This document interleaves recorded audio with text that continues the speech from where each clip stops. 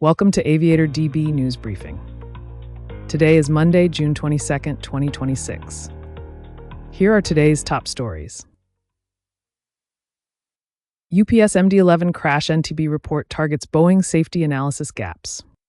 FAA Venezuelan airspace restrictions lifted, but airlines still rerouting. Falcon 10X first flight, Dassault's Flagship clears key milestone. Analysis: Deadliest skydiving disasters traced to aircraft failures. Now for the details. The NTSB on June 20th, 2026, released new investigative findings in its probe of the fatal UPS MD-11 crash, introducing fresh evidence of engine pylon failure rooted in fatigue cracking. Investigators identified the aircraft's aft mount bulkhead spherical bearing assembly as a focal point, noting that the failure mode is consistent with a design issue previously addressed in a Boeing service letter regarding bearing race failures. Fracture surfaces showed fatigue cracking originating around much of the bearing race, with the remaining portion exhibiting overstress failure. The findings have intensified scrutiny of Boeing's prior safety analysis, specifically whether the manufacturer understated failure risk and whether McDonnell Douglas MD-11 freighter maintenance procedures adequately addressed this failure mode. The updated findings stem from a fatal landing accident in September 2024 involving a UPS MD-11F at Louisville, Kentucky, in which 3 crew members were killed.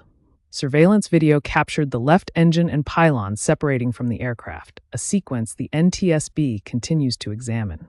The investigation, which involves the FAA, UPS, Boeing, GE Aerospace, and the Independent Pilots Association, has broadened into a wider discussion of cargo fleet safety and the structural integrity of aging wide-body freighters, particularly concerns about the MD-11's handling characteristics as operators reassess operational risk. The FAA's Venezuelan airspace restrictions that temporarily halted U.S. civil aviation operations in early 2026 have been formally removed, though operational ripple effects continue to shape North-South American flight planning. On January 3, 2026, the Federal Aviation Administration issued a temporary prohibition on U.S. civil operations within the SVZM Maiquetía Flight Information Region and adjacent Caribbean sectors, citing safety concerns tied to U.S. military activity in the region. Within 24 hours of the initial ban, the FAA transitioned to cautionary advisory notams, urging operators to exercise extreme caution rather than imposing a hard prohibition. By January 29th, following a White House directive, the FAA formally removed 4 Caribbean NOTAMs, including the one covering Venezuelan airspace, effectively reopening the region to U.S. civil aviation. The U.S. Department of Transportation subsequently authorized the restart of air service between the two countries, prompting American Airlines to announce plans to reinstate nonstop service to Simón Bolívar International Airport, SVMI, in Caracas. Despite the lifted restrictions, several carriers have elected to maintain longer routings that skirt Venezuelan territory. Safe Airspace reports that while no active FAA bans remain in force, EASA and other regulators continue to warn of elevated risks, including GPS interference and unpredictable military activity in the broader region.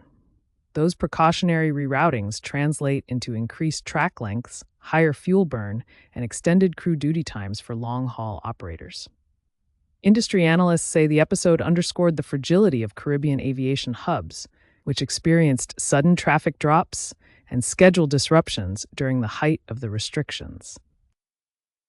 The Falcon 10X first flight took place June 19, 2026, marking a pivotal transition for Dassault Aviation's new flagship from development into the full flight test and certification phase. The prototype, registered FWNXT, departed Bordeaux-Marignac Airport in France at 11:10 a.m. local time, completing a 2.5-hour sortie focused on basic handling and systems evaluation. Dassault described the event as a big day for the manufacturer and its engine partner, Rolls-Royce. According to reports from AIN and Aero Morning, the successful Dassault Falcon 10X test flight confirms the program is on track for type certification and entry into service in 2027. The flight was conducted by test pilots Sébastien Dupont de Dinichin and Fabrice Dugnac, who evaluated initial engine performance and flight control stability across the 2.5-hour profile. Designed as a clean-sheet ultra-long-range business jet targeting the 7,500 nautical mile class, the Falcon 10X competes directly with the Bombardier Global 7500, 8000, and Gulfstream G700, G800. The aircraft features a significantly expanded cabin compared to previous Falcon models, accommodating high-end custom interiors and multiple living zones. Industry analysts note the maiden flight demonstrates program maturity, providing reassurance to corporate flight departments and operators awaiting the flagship's arrival in the large cabin market.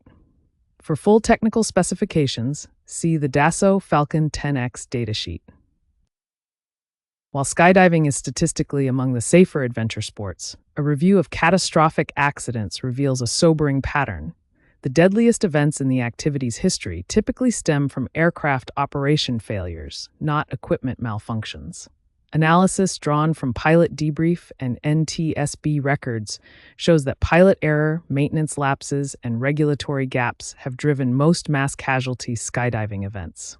Two historical incidents illustrate the recurring theme. In Butler, Mo, a twin-engine jump aircraft crashed shortly after takeoff, killing 16 people after water contamination disabled one engine and the crew inadvertently feathered the remaining functioning engine, a catastrophic procedural error.